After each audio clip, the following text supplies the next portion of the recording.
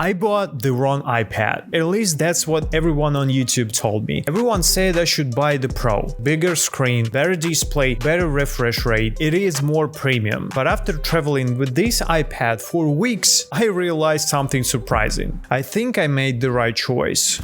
As you know guys, I have a Mac Mini setup and I decided to upgrade it maybe with the new MacBook Pro. But later I realized that I don't need actually a new computer because my Mac Mini works super well and maybe I should extend somehow. So I decided to get an iPad, but we have a lot of iPads on the market, so which one I should get? And this question actually takes a lot of time to me to realize which one I should actually buy. At the start, of course, I have considered about buying iPad Pro because I wanted a good display, 120 Hz refresh rate because I'm using Mac Mini with portable display which has 144 Hz, and my iPhone 13 Pro also has this dynamic refresh. So I actually get used to those smooth displays. You can check out, by the way, my actual desktop setup and accessories I use down below in description. But I realized that all those features may be worth it, so I almost convinced myself to spend more. So like most people, I assume that more expensive automatically means better. Then I asked myself a different question. Not which iPad is better, but which iPad is better for my life. So as you know guys, I'm full-time traveler. I'm traveling all the time, every month, new country, and I need the iPad for writing scripts, browsing, managing YouTube, checking some emails, planning trips, and of course media consumption, because I watch YouTube a lot. So it doesn't seem I will use those Pro feature like this iPad has. So instead of getting iPad Pro, I decided to get iPad Air on M4 chip, and I was shocked how good this iPad actually is.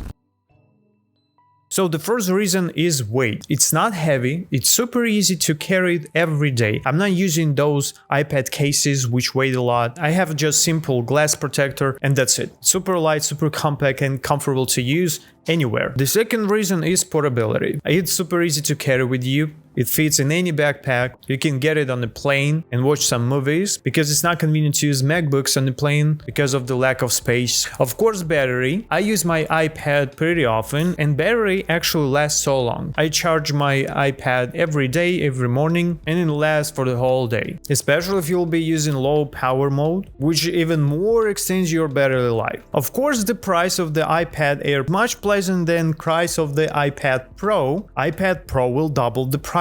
So I can, for example, spare some money to buy some accessories, but I already have them, so actually that's a good profit. And of course, guys, the M4 chip. I don't need actually power of M4 chip. I never managed to push it to its limits because that's the iPad. The reason why I bought this iPad instead of the basic iPad, for example, because of the chip longevity. So this one M4 chip can last for years. Maybe I need to upgrade my iPad Air within 6 years or even more. The basic iPad won't last so long because of the chip. Pretty cool life hack, by the way, you can use it. So I paid $300 more, but I just extended the longevity of my device for years. But of course you won't unleash this M4 power on the iPad. What everyone gets wrong about this iPad? Most reviews compare features. Just features, nobody interested in this. But very few compare lifestyle. So for me, iPad Air is pretty useful. I can draw with this. I don't have Apple Pencil yet, but I can draw. So for example, for artists, iPad Pro can be better because of the better screen, low delays. For professional, maybe Pro because they are, I don't know, editing so much 4K, 8K videos and they need M5 chip, but I'm pretty sure M4 can do all the job as well. But for most travelers and other people, I think iPad Air, that's the golden middle, guys, where you will have all new features, good display, and it will last so long. So that's why I choose Air. So if you travel so much or you're digital nomad and you're moving constantly, iPad Air will be the best solution for you. Look, the hardest part about packing it up your life to travel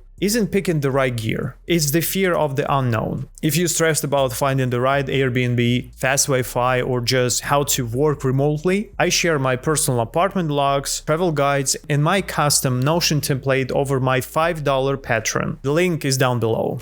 Now here is what I absolutely hate about this iPad. The things I don't like. iPadOS limitation. Obvious thing, some desktop apps are not available on iPad, so it's better to use them using Safari, for example, but most of the time, 90% of the time, I'm using Safari. Multitasking frustration. It's not convenient to use iPad without keyboard and mouse because you don't have some shortcuts which you have using keyboard. For example, editing videos, switching between windows seamlessly, copy and paste doesn't work so well here. It's weird, it's buggy, it's laggy, but it doesn't happen often, so it's rare. And of course, file management. For example, if you want to edit some videos using DaVinci Resolve on iPad, which is the great app for iPad for editing videos if you want to do it for free. For example, you will send your video from your Mac to your iPad, and later you have to transfer it from photos to files, and then you can go to DaVinci Resolve and import the video. Works weird, why? I don't know. And of course, external monitor issues. So you can use external monitors, but you don't have a lot of settings to tweak, I don't know, resolution or size or whatever. It only works well when you extend your monitor, but if you want to extend your monitor, you have to use trackpad and keyboard because that's the only way you can point on the second monitor. In my opinion, iPadOS is super raw. It needs to be completed, finished,